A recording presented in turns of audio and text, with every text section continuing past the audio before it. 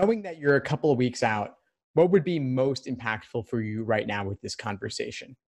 I think I so I've really focused on logical reasoning this go round and have drilled a lot of different types of questions. And I think that in noticing some of the weaker spots for me, any kind of strategy that would be helpful for must be true questions or even strengthen and weaken questions. Those are the two that I feel like the answers are so obvious that I sometimes don't overlook them.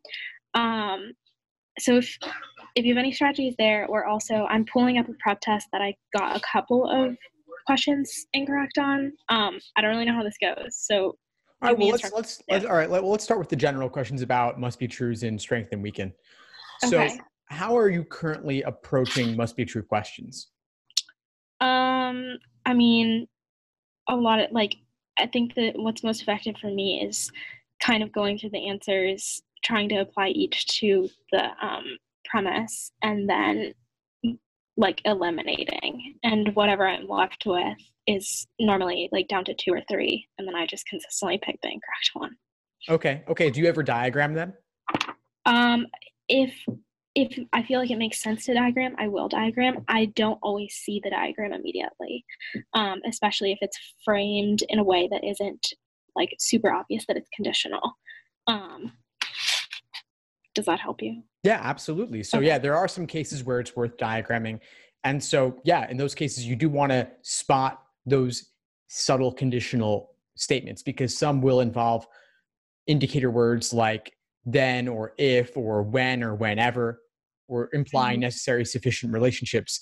Other times it's a little more subtle. And so see if the stimulus is very tightly packed, are there conditional links there? Or do you see the same variables in multiple sentences or multiple clauses? If you do, that's an indication you might be able to link together those two statements in some way. Right. And I guess that would apply to absolute terms versus relative terms as well. Exactly. So the more absolute is more likely to be a conditional. And something else you said about weak language, I think is relevant here too, because must be true questions, you do want more moderate language. You could even call it weak language, like saying some or at least a few versus all or a majority. It's more likely that more moderate language is supported by or guaranteed by the stimulus than more extreme language would be. Right. Okay. Which all makes sense. I'm trying to, let me pull up. What's the language that you have in mind here? Well, okay, so this question is asking, or rather, the premise kind of lays out that, a lot of absolute language, no small countries in the Southern Hemisphere have permanent seats on a Security Council. And then it gives another, so, okay, this question breaks down an overarching rule and then says each of these countries is in favor of something. And then also and then there's an and also has a greater role. And then you get a negative, which is some countries are like this, and then which of the following must also be true. So I think that when you're approaching a question where you have all of those positive conditions, and then you have a negative condition, is the best way to approach that question to take the negative rule and take the positive of it, or? Yeah, I think there are some tricks for translation. So if you said something like no countries in the Southern Hemisphere are on the Security Council, that means if something is a small country, then it must not be on the Security Council. So by removing that negative at the beginning, we can at least have one of the variables positive, and then maybe it can more easily link to the others. Okay. Yeah, which I think probably was where my mistake came in this question. So in some cases, you might want to diagram each statement individually if the links are not immediately obvious. Sometimes they scramble the order of things. And in other cases, you might have to diagram bit by bit and link them as you go. But you also want to have the contrapositive available to you as a tool. And I often recommend, especially on tougher questions, that if you end up with one long conditional, you actually take the contrapositive immediately before scanning through the choices, because the correct answer could either come from the original statement as you diagrammed it or the contrapositive, and they're, of course, both equally valid. Yeah, I mean, I think that I feel like a 7.5 out of 10 for approaching conditionals. I definitely know about like the unless conditionals and things that are kind of trickier to diagram, but I guess how would you recommend drilling conditional statements, just getting better at approaching them and diagramming them? Well, you could do a lot of games, for example. So like a lot of conditional games, like in-out grouping games, involve conditional statements. And so you could practice your ability of diagramming them correctly and then linking them together and taking contrapositives. But if you want to practice it in logical reasoning, I would say look at a lot of inference questions, a lot of must be true questions. A lot of those will involve more formal logic. Not all of them, but some of them. A lot of sufficient assumption questions as well involve conditional statements. Okay, this is funny because I would say, like, on the games I do decently well, I normally go like -0 or 1, but the games I get most tripped up on are grouping games. So like it makes sense that if I have like the consistent problem I have is with conditionals a little bit, like that's something that I could be stronger in, and it would probably help multifold.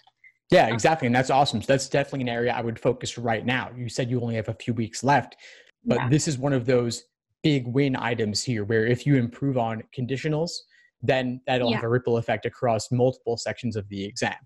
So definitely worth spending some time there. Okay, great. I did want to talk a little bit about strengthen and weaken as well, since you raised that. So I would structure it a little bit in terms of like, what are some alternative possibilities or explanations for the situation in the stimulus? For a weaken question, you want to promote the likelihood of those alternate possibilities in order to make the conclusion less likely given the evidence. And for a strengthen question, you want to downplay alternatives, because by downplaying alternatives, you are then relatively promoting the stated cause or relationship, whatever the evidence is talking about. So I think that with strengthen and weaken, like particularly, I get a little bit, like it becomes a little bit more difficult to prephrase something. Is it recommended, or I guess, I mean, like I try to put it in, I try to think about it, but it is like, I mean, you're operating on like such a quick time frame with this, that as many things as I can like attempt to anticipate at some point, like you just kind of have to dive into the questions. Is there a way to prephrase these questions, or is it just best if you have a good hold of what the main point is and then go through and like eliminate based on, does this help the argument or does it hurt? Prephrasing is a great tool to have available to you. And if it comes to mind, great. If a particular possible strengthener or weakener comes to mind, that's excellent. You could scan the choices and look for it. Maybe it will appear, maybe it won't. Because it's informal logic, there are multiple ways to strengthen or weaken a given argument. So your prephrase may not be the only one. It's the sort of thing where there's not a mechanical, formal, mathematical process to come up with prephrases. Because they're informal logic, it's just basically chance whether you happen to think of it or not. But the more LR questions you do, the more you start to see the patterns, and especially these recurring topics that can even make it a little bit easier to prephrase. But I wouldn't rely on it. Okay. And you can't really, but definitely use it when it comes up. Okay. Best option is to scan A to E and pick the answer that either most strengthens or most weakens, because sometimes you also get two answers that weaken and one is just like substantially more important than the other. Exactly. Yeah. Okay. Okay, that's helpful. Thank you. Awesome. Great, Haley. Well, we're about up for today, but what would you say is the biggest insight you got from our coaching call today? I think in terms of how I should utilize the next like week and a half, definitely going to revisit conditionals, which have like a umbrella approach for a lot of parts of the test, not just one type of logical reasoning question. And then also just going to kind of not get super bogged down with the details of strengthen and weaken, and just eye on the prize, go through, eliminate as, I go through each answer. Perfect. Great. All right. Well, please keep in touch as you move forward. Happy to help you however I can, Haley. Thanks for tuning into the show. Please subscribe if you haven't done so already to be notified of new episodes as I release them. And feel free to reach out if you need anything at all as you move forward with your prep. I'm happy to help however I can. In the meantime, I'll wish you all the best and take care.